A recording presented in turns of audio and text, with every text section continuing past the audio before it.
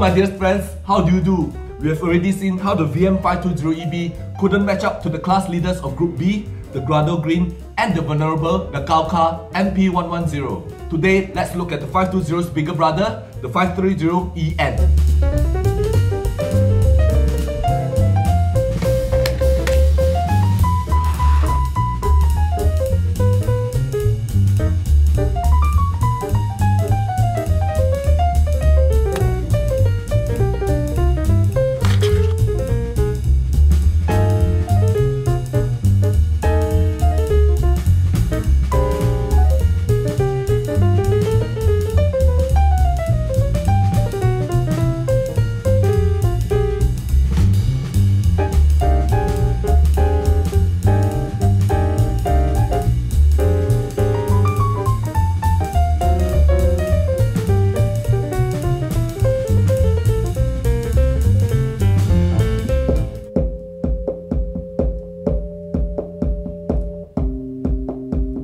Bass. This is easy. Within the first few bars, we can detect the 530's faster rising transients of bass beats when compared to the 520.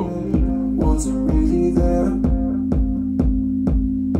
It was made up in your mind. However, its bass performance is still considered suboptimal. There's still that slow, slightly boomy overhang trailing off from bass beats. Swift to rise, but couldn't close up the ends fast enough. In a world of your own design undermined.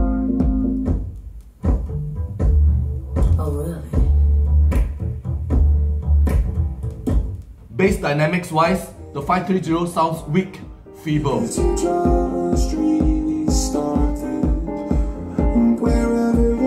It is in terms of quality that the 530 glaringly loses to the MP110. How so? Detail retriever, dynamics response, and low-level signal retriever all pale absolutely to the MP110. Your melody is sounding good to me. Each and every note for all the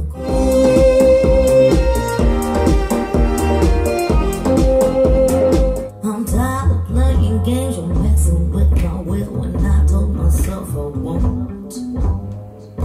And mistakes.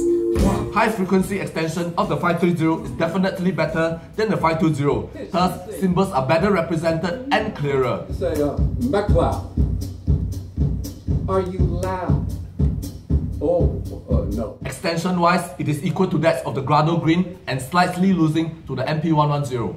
The MP110 will always turn up, allowing you to hear the crisp contacts and strikes of the brushes on the cymbals, the ensuing shimmery resonance, and then that's detailed air, fade, and reverb of the drum kits that gives it its presence and space on the soundstage in front of you, performing for you. The 530 avails none of this, and the MP110 totally makes the 530 sounds like an amateur, very one-dimensional.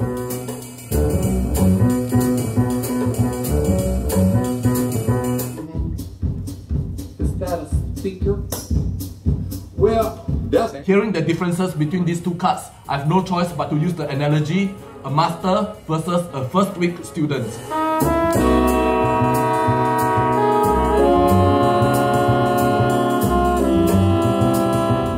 How to be a star? The mid-range sonic signature of the 530 is identical to that of the 520. It has the same emphasis on the upper mid-range, leaving the middle and lower mid-range underrepresented and recessed. While journeying through this world of blue, how was I to know that this was always only just a little game to you? And the songbirds keep singing like this. This sonic signature may catch your attention initially, but that is all to it, as very quickly you will hear, understand, and know of its mid-range incoherency and balk at this lack of balance. I'm only going over. Tell the truth, I think I should have seen it coming from a mile away. When for you.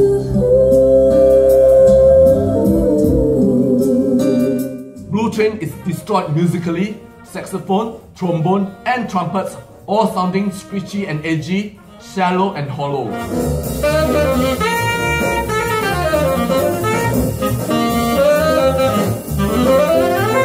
Dut's number exposes very badly the 530's feeble attempts at reproducing harmonics. Doug McCloud's fingerplay and musicianship is more than half gone. Guitar strings harmonics are stifled, making for a lackadaisical and lazy presentation.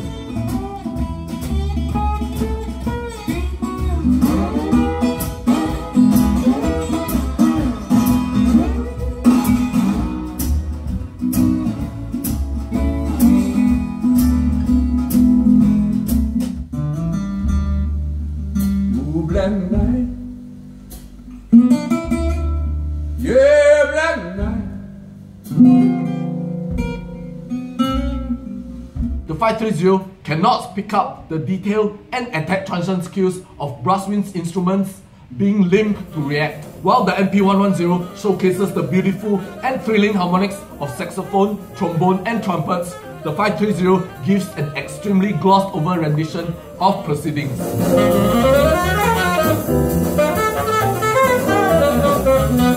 With the 530 apologies, you will totally miss out big time on the sting, the excitements, the absorbing and enthralling harmonics of these instruments played by the jazz greats. A disappointing, disenchanting listening session awaits you with the 530.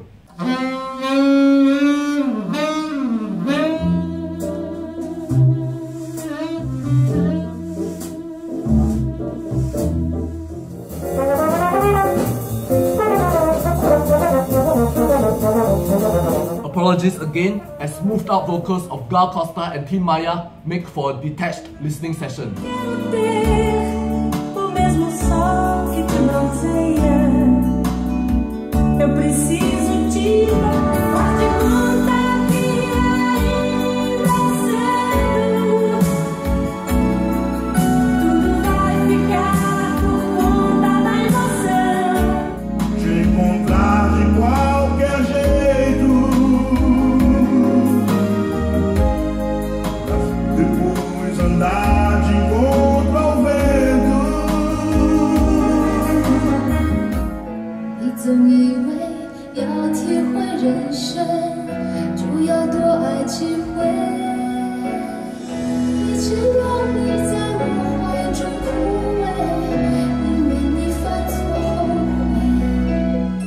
Something major I will emphasize as the end of my reports of the 530 is that the 530 is very poor with low level signals.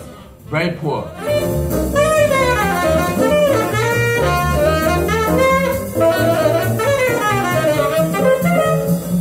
The 530's response to sonic signals is almost like an all or nothing issue, very one-dimensional and opaque, missing out on low level signals.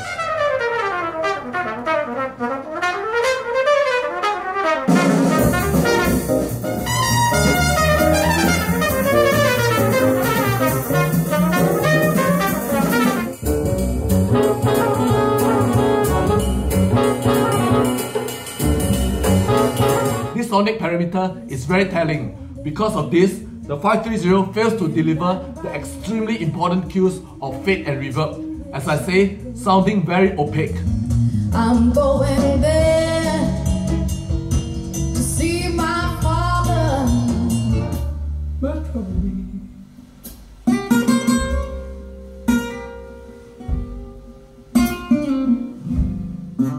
Still, my heart would benefit from a little tenderness from time to time, but never mind.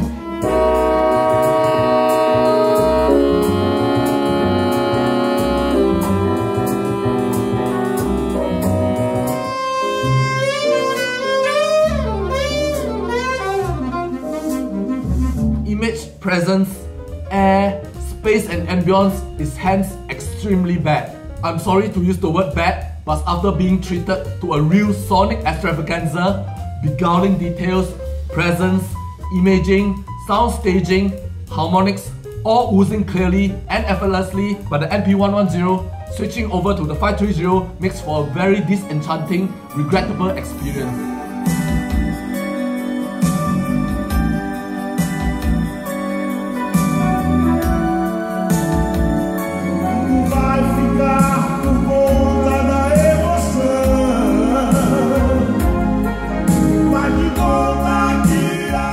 VM530EN, not coming up with the goods to challenge the MP110 and not even match the Grado Green, the runners-up of Group B.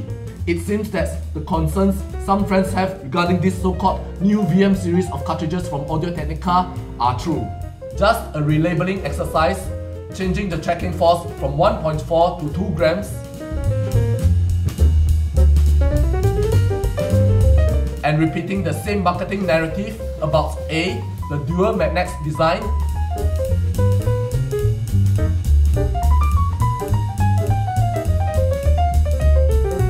and B, touting the range of stylus profiles they have.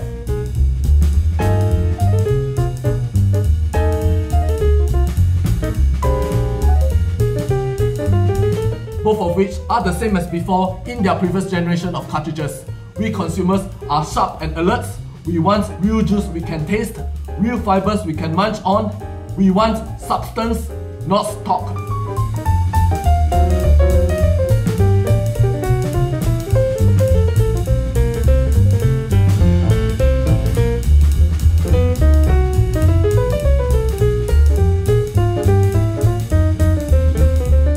Friends, next episode we will catch up on the new Rega Phono MM-Mark3, which many friends have asked me to review. Will it be a real improvement over the Mark II? And most importantly, will its beats no less match the venerable Schiit Mani? We shall see.